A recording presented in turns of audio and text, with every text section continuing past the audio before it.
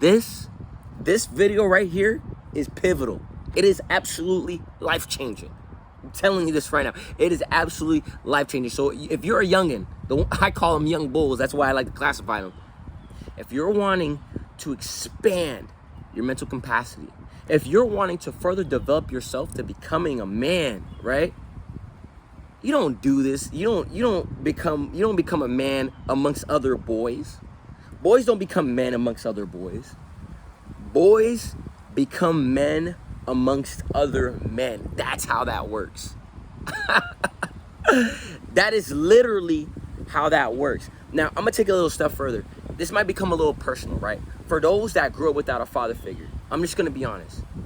You're already at a predisposition. And nothing against this is nothing. This is not a topic against any mothers out there. But when you don't have a male figure in the household, as far as a young boy trying to replicate behaviors and mannerisms of another man, I highly encourage them to seek that from your male coaches, your male teachers. You know what I'm saying? If you have an employer, a male employer. And I'm talking about honorable men. Try to mimic their behaviors. Look how they interact with others. You know what I'm saying? Here's one thing, and like shout out to the long line. I'm talking about the long line of coaches that I've been coached under. Because the amount of knowledge that they've expressed and shared with me, I still hold tightly and still apply till today. Literally.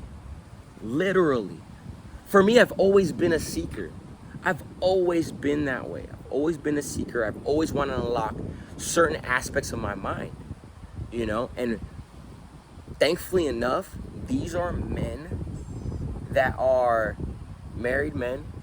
They have established families, wonderful careers, homeowners, all types of accomplishments that I hope I inspire to obtain one day. You know what I'm saying? So if it wasn't for me visibly seeing how they interact with others, seeing how thoughtful they were about their wives and their family, seeing how passionate they were about their careers and enjoy the sense of security. Like, these are things that matter. And I would only be as passionate about this particular subject if I was with or amongst other men. I wouldn't have developed this sense of passion amongst other boys. Where's the room for conversation for that? You know what I'm saying? So I highly do encourage the young fellas. Ask men genuine questions. See how they interact and see their overall character when they're out there in public. That's what matters, bro. That's what matters. You know what I'm saying? I love hearing the saying, iron sharpens iron. You know what I'm saying?